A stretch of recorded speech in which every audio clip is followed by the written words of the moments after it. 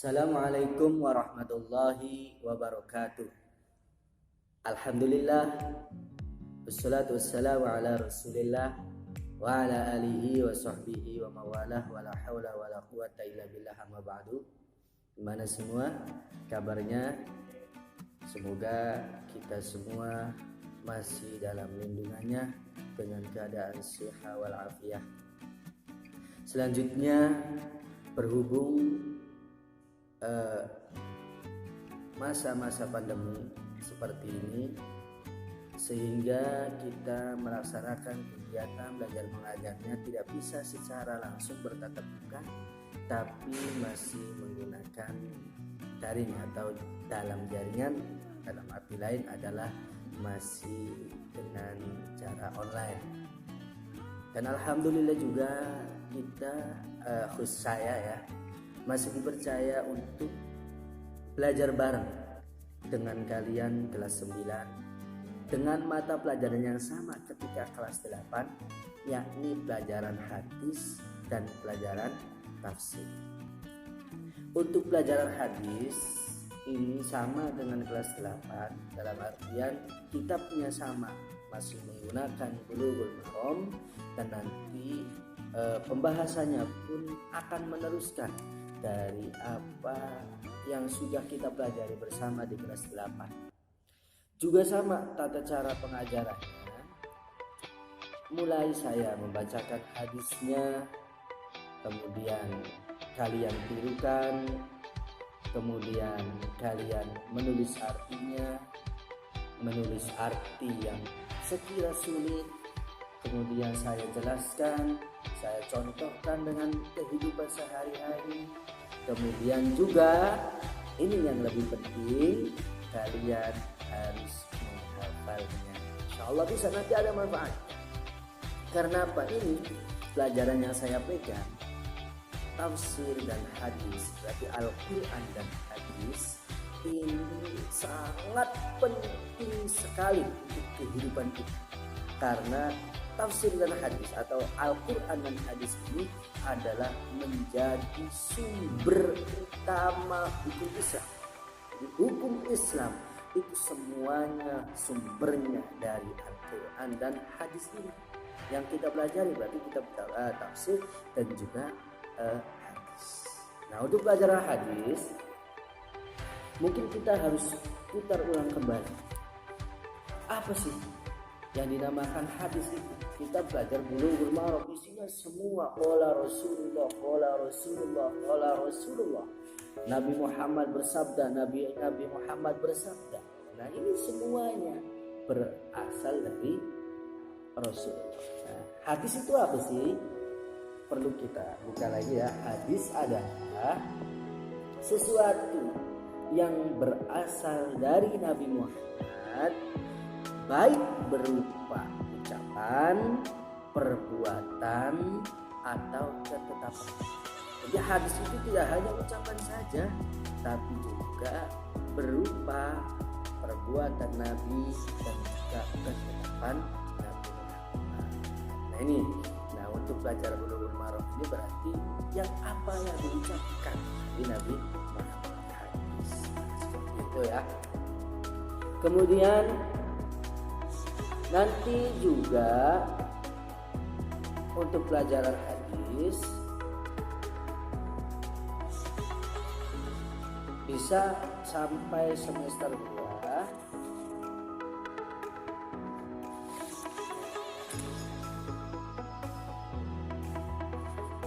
Pembahasannya nanti masih terkait tentang adab, tentang tata krama kita dalam kehidupan sehari-hari.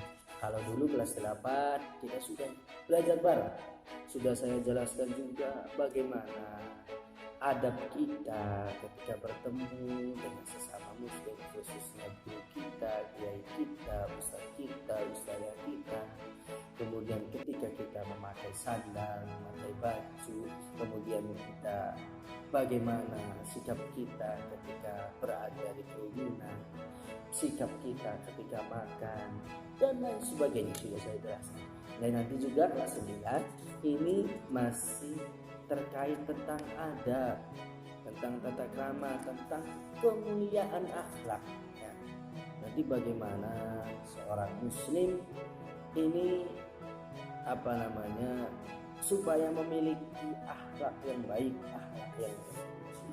Nah, cukup itu untuk hadis ya, seperti yang sudah ulangi. Nanti untuk hadis biasa saya bacakan 1-2 kali atau 3 kali, kalian menirukan. Setelah itu juga kita tuliskan artinya. Setelah itu saya jelaskan gamblang. Setelah itu kalian boleh bertanya.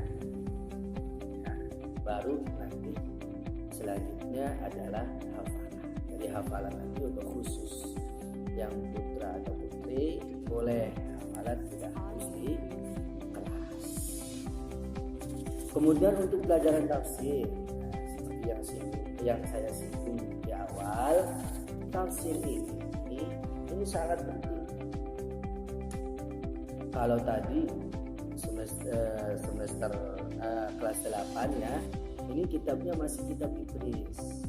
Jadi sangat penting tafsir itu supaya kita jangan sampai mengartikan Al-Quran dengan seenaknya sendiri, dengan pemahaman kita sendiri. Tidak boleh.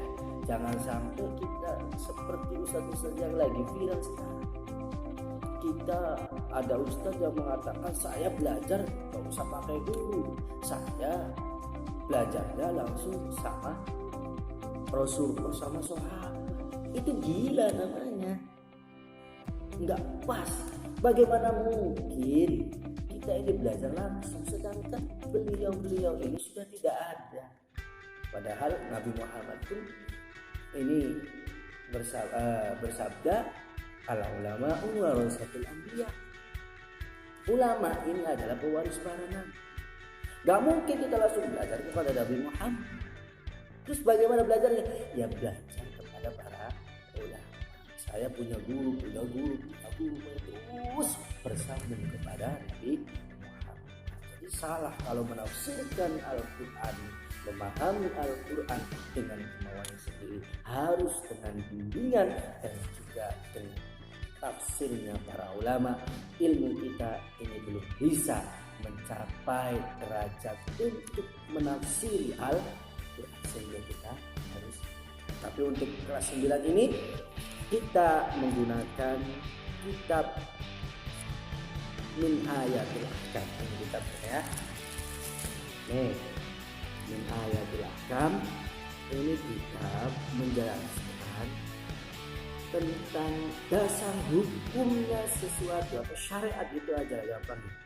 Mulai dari rukun Islam, rukun iman, kemudian makanan yang haram, minuman yang haram, yang halal juga, kemudian tentang dabiha itu hewan bisa halal dimakan itu dengan cara disembelih. Ini dasar hukumnya dari mana? Nih kita pelajari supaya nanti ketika kita ngomong di depan orang banyak, kita berdakwah ngajak orang, tidak hanya oh ini haram, oh ini halal. Tidak boleh seperti itu, tapi juga kita harus punya dalilnya, punya dasarnya, yakni sumbernya Al-Quran. Nah untuk kelas 9 ini kitab yang digunakan, saya ulangi, Min Ayatil Ahkam, yang dibahas adalah tentang makanan. Ini berasa mana yang halal, mana yang haram, sumbernya dari Al-Quran, ayat berapa, suratnya apa. Nah ini nanti saya bacakan, kemudian diartikan. Kalau ada asbabun nuzul juga, kemudian kalian hafalkan. Oke, siap ya, biar menjadi pendakwah yang handal, tidak hanya ngomong cascis, tidak ada dasar sama sekali, tapi ketika kita ngomong, kita punya dasar, punya dalil, punya sumber, yakni Al-Quran. Seperti itu. Begitupun nanti ada bab juga tentang minuman, ada yang haram, ada yang haram, terus dabaih, tentang penyembelihan hewan, ini boleh dimakan, ada yang boleh, ada yang halal, ada yang haram. Ini yang halal juga nanti dibagi lagi. Ada yang harus disembelih, ada juga yang tidak harus disembelih. Kemudian nanti ada juga bab nikah. Nah ini, insya Allah kalau bab ini kalian akan melek semua, ya. Asik, walaupun belum waktunya. Tapi walaupun belum waktunya, seenggaknya kita harus punya dasar, punya pengetahuan tentang itu, supaya ketika kita melaksanakan pernikahan kelak pun sesuai dengan apa yang kita pelajari, yang sesuai dengan syariat. Cukup dari saya, mungkin perkenalan dulu aja lah, pemberitahuan bahwasanya ya saya masih dipercaya untuk belajar bareng dengan kalian dengan mata pelajaran hadis dan tafsir. Cukup sekian, kurang lebihnya wassalamualaikum warahmatullahi wabarakatuh.